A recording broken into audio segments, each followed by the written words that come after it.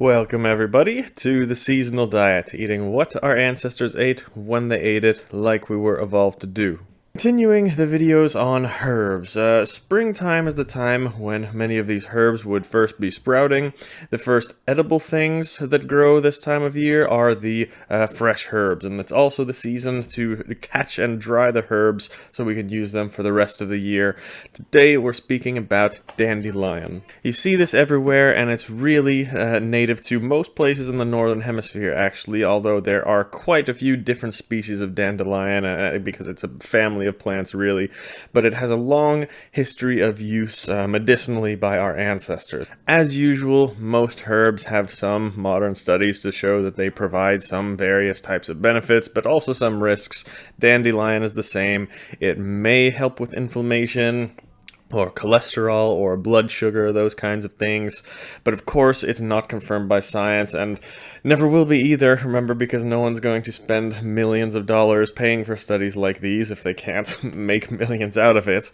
The only thing we can say for sure about dandelion is that it has amazing vitamins and minerals and antioxidants, at least pound for pound, in such a small little plant. But we are here today to speak about the history, not the benefits, as always. So history is filled with this. They know that this plant is millions of years old, and they've found fossils of it all over Eurasia, where it is still native today.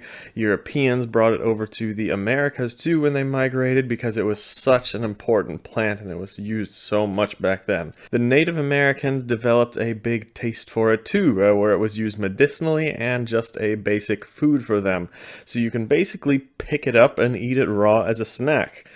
Don't do that unless you have the help of an expert, because I don't want anyone picking up the wrong plant and getting poisoned. If we go further back in history, we have written records of it being used by the Romans and the Greeks, and even as far back as the ancient Egyptians. It was also used in the East and Chinese medicine. The written records we have of it go at least 3,000 years back, but of course it was used much before then by humans. The written records, they have different things in different places, but generally most of these were used medicinally as a tonic and to remove toxins from the bloodstream and help the digestive system. That's most of the records we have it being used as. And it also helped the organs, mainly the liver. And it does this by excreting these toxins through the urine, because dandelion is a diuretic. In fact, the name in the folk tradition we have for dandelion, it's called pissabed in the English folk tradition, or in France, pissenlit. I don't know how to say that, but it's basically you piss the bed when you take it. And we also have records of it from the 1500s being used medicinally as dandelion juice for treating baldness. Again, these types of things tie back to sympathetic magic, like I always speak about. Humans see the yellow color of some dandelions and they eat it thinking it's going to make them piss because piss is yellow, or you can eat one of those fuzzy dandelions with the white things and it helps you grow some hair. I'm not claiming any of this is proven science, I'm just taking you through the thought process of our ancestors and sympathetic magic, which a lot of food medicinal use has been attributed to. But not only has this been a medicinal herb, but also as a food source over many thousands of years. It grows everywhere, and like I said, you can just pick it up and get a very nutritious snack out of it, and it was absolutely used by humans forever, and it is in our ancestral diet. It's in season and growing wild for a really long time too, from May until October, and even longer in the warmer, sunnier parts of the world. I must say, I really wish I did eat these things, I have to admit.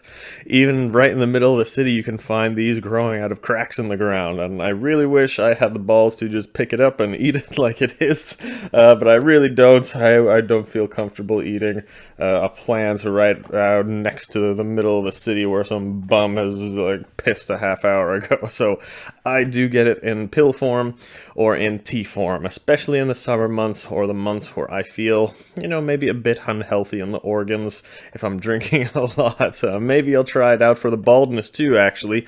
You can always have a little thicker hair and thicker beard, so maybe I'll try and get some dandelion juice for that. But that's all good. Yeah, some health food stores have it fresh, but if you're trained and know what you're doing, you can pick it yourself, and it would make a great addition to your diet.